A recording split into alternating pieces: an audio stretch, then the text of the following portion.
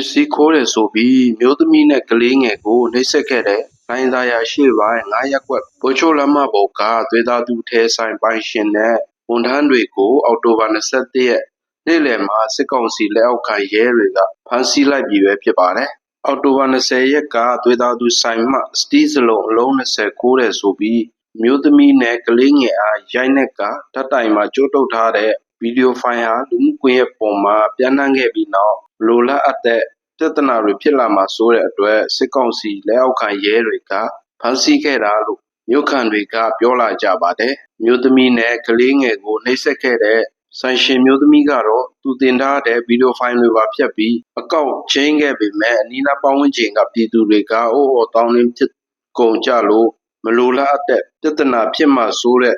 အတွက်ရဲတွေကဆိုင်ရှင်မျိုးသမီးနဲ့ဝန်ထမ်းတချို့ကိုပါဖမ်းဆီးခဲ့တယ်လို့ရက်ကွက်နေပြည်သူသူကပြောလာပါတယ်။ဒီကိစ္စကပြည်သူလူထုကြားမှာတော်လေးကိုစူညံပွက်လောရိုက်ခဲ့ပြီးကလေးငယ်ကိုတော့မချမ်းမဲကြိုးတုပ်နှိပ်စက်ခဲ့တဲ့ဆိုင်ရှင်မျိုးသမီးကိုကလေးကိုပါလှုပ်တာဟာမဖြစ်သင့်ဘူးဆိုပြီးဝေဖန်ရေးသားပြောဆိုကြတာလည်းဖြစ်ပါတယ်။ဒီကိစ္စမှာကိုယူတဲ့မျိုးသမီးကိုဥပဒေအရရက်ကွက်ရဲစခန်းနဲ့ချိတ်ဆက်ပြီးအရေးယူရမယ့်အစားမိမိသဘောဆန္ဒနဲ့ရိုက်နှက်နှိပ်စက်ပြီးလူမှုကွန်ရက်မှာတင်ခဲ့တဲ့အတွက်ဆိုင်ရှင်နဲ့ဝန်ထမ်းတွေကိုပရဟိတဖွဲ့စည်းတွေကကလေးသူငယ်ဥပဒေနဲ့အမှုဖွင့်ရေးယူဖို့စီစဉ်နေတယ်လို့လည်းသိရပါတယ်။လက်တလောမှာတော့ပြစ်မှုကျူးလွန်သူမနော်ဝါလှိုင်နဲ့ဝန်ထမ်းတချို့ကိုလှိုင်သာယာရှေ့ပိုင်းမြို့နယ်ရဲစခန်းကစစ်ဆေးနေတယ်လို့သိရပါတယ်။ဒီဖြစ်စဉ်မှာရိုက်နှက်ကြိုးတုပ်ခံရတဲ့အမျိုးသမီးနဲ့ကလေးငယ်ဟာ